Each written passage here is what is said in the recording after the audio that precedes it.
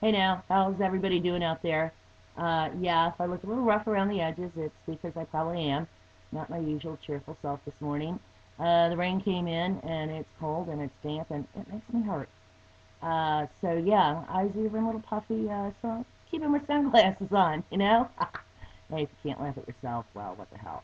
But at any rate, yeah, I could feel the barometric pressure change or front come in long before it's even in my vicinity. And I really started feeling it last night at work, took a huge nosedive. So, but anyway, I had a couple things on my mind, and I want to get this out there before I forget or move on because I will. I wanted to talk real briefly about, holding the vision, where you get your information, and your ability to discern that information. So, as light workers, we have different skills and different abilities.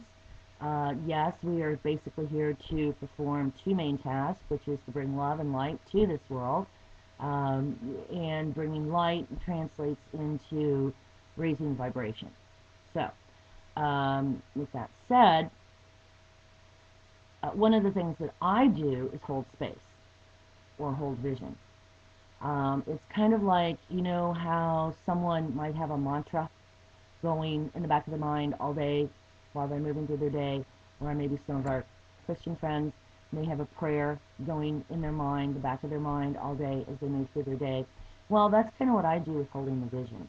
And it's not just my vision. I feel it's the vision of the collective consciousness, which I do try and hold. And it's not just so much how I want the world to look, but it's how we should be treating each other, how our political system should or shouldn't be working, um, et cetera, et cetera, et cetera. So that's one of my main things that I do during the day. Uh, even on my, well, that's one of the things that I do. So I wanted to encourage all of you to try and hold a clearer vision, which leads into our information and where we get our information. Now, I'm assuming that most of the people that I'm talking to do not do mainstream media, okay? I haven't done it for a long, long, long time. But most of us do get our information from alternative sources. There for a while, I was going with BBC all through the Arab Spring thing. I thought this was great. I bounced back with CNN, see if they're even showing it. No, nothing. I did that pretty much through the fall of Libya. And then I started even taking a closer look at BBC. And I really don't find any mainstream media to be highly reliable. Especially since after Libya fell, we hear that the whole thing was a conspiracy and it was all contrived and what have you. Water under the bridge at this point. But I think a lot of us probably do get our information from our fellow YouTubers, and I know two sources that I feel are really reliable are Marsha with Traders Beware up in the north, up in the nether region, and Metal with Metal Says, who has a variety of information sources available to you, and it's actually the weatherman. I've learned a lot from him, which has really helped me with holding the vision. So look into those guys, if you don't have any sources that you're really comfortable with. But the third thing is discerning. Now, we need to be aware. We need to know what the other guy's doing. To defeat your enemy, you have to understand them. So you have to have kind of a broad spectrum of information. But my concern is the gloom and doom. Um, even with those of us who are a lot more in the know, there seems to be a lot of fear mongering.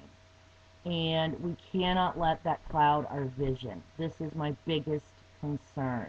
You have to be aware. You have to be able to discern the information that you're receiving. Does it feel right to you? However you discern things. Do you feel it in your gut? Do you do, the muscle testing? Do you ask your higher spirit? Whatever intuitive method you use to discern information, you have got to be using this. Secondly, you have got to not let these things override your vision of how we want our world to be. And, you know, I say this for personal experience, particularly talking about the FEMA camps, and, you know, I start listening to certain people, and I'm all revved up, and I'm like, oh my God, and, you know, no, stop.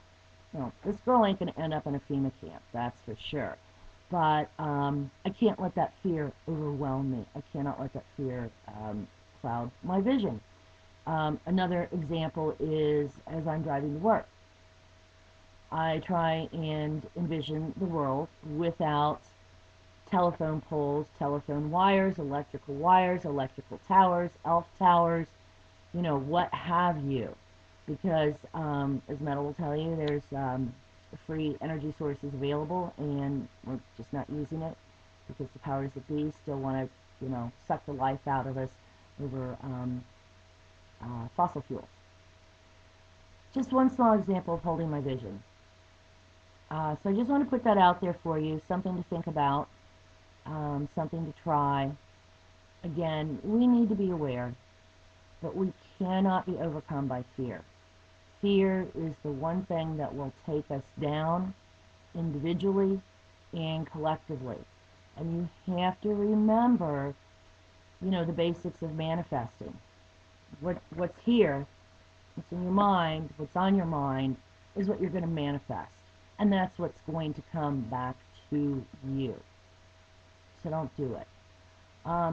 Another small example, in raising my vibration and making change in my thoughts and my actions and my behavior, even at work, I have seen great changes in my coworkers and even in a lot of our guests. I work in a restaurant. I'm a server. As a light worker, it is my function to serve. But I get to go out there and spread around a lot of love and light, and people don't even realize they're getting it, which is really cool. But I've been able to notice those changes amongst others. So I just ask you for today to contemplate on these things, to put them into practice if you're not already doing it. Even if you are doing it, hey, just take a moment to kind of tweak or fine tune, because, you know, that's what it's all about. So peace out. Love you all very much. Catch you on the flip side. Have a groovy day.